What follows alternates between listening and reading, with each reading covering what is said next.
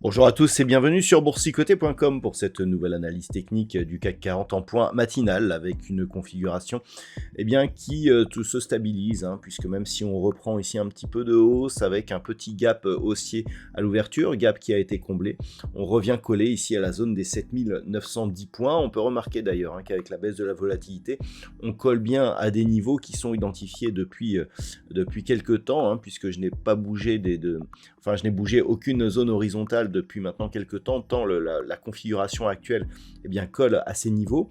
Et aujourd'hui, on vient encore bien chercher cette zone des 7910 points.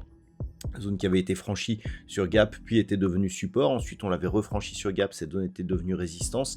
Hier, on l'a cherché, avant-hier, on l'a cherché un peu. Hier, on est venu s'appuyer sur 7855. On revient sur 7910. Donc là, tout est en train de se jouer. Les statistiques nous indiquaient une prévision de stabilisation.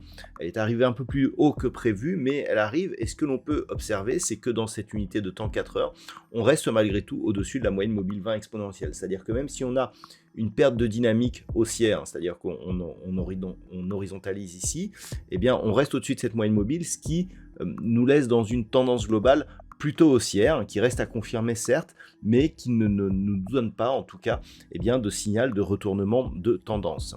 Au niveau des indicateurs techniques, on a un retournement ici au niveau des histogrammes du MACD qui est en train de se construire, à voir s'il sera confirmé prochainement. Au niveau du RSI, on se stabilise, mais on est toujours sur une trajectoire de sortie de la zone de surachat, plutôt un signal donc de consolidation. Au niveau des volumes, ça s'équilibre aussi après avoir eu 2 journées sur lesquelles la baisse avait provoqué des volumes supérieurs à la moyenne. Donc attention tout de même, puisqu'on a des signaux d'une éventuelle consolidation qui pourrait gagner en puissance. Tant que l'on reste ici sur ces zones techniques, on écarte un petit peu le scénario d'une consolidation rapide. Les résultats d'LVMH, même s'ils ont déçu et qu'ils ont provoqué donc la baisse du titre, au niveau de l'indice, malgré cette forte pondération, on est ici sur un mouvement relativement neutre. On n'a pas cassé hier la zone des 7855 points.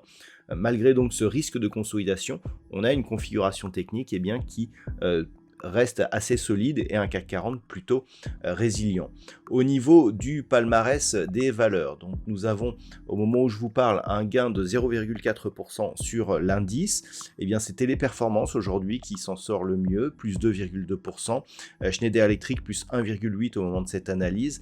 Derrière, Sanofi, Carrefour ou ArcelorMittal sont sur des hausses proches de 1,4-1,5%.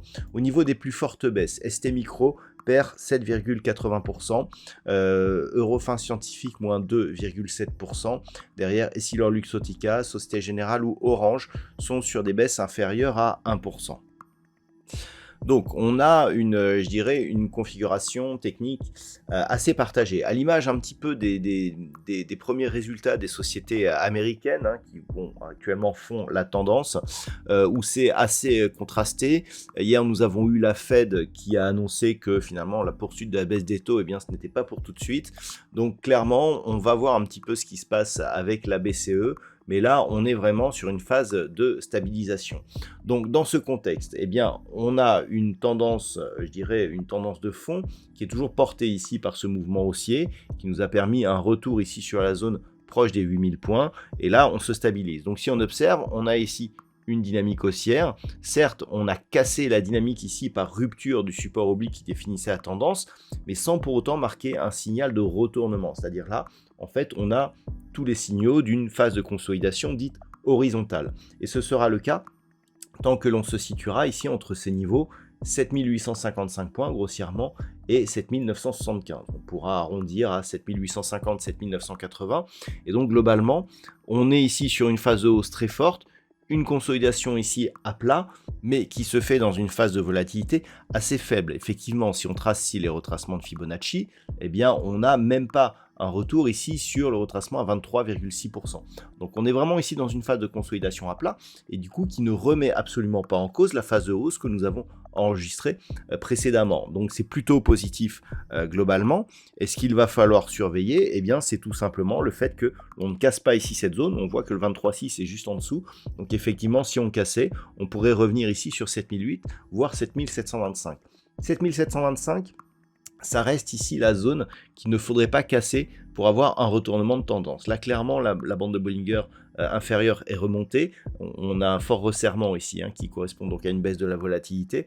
Mais c'est vraiment la rupture de cette zone qui nous enverrait des signaux relativement forts, une possibilité de changement de tendance, donc vers un mouvement baissier.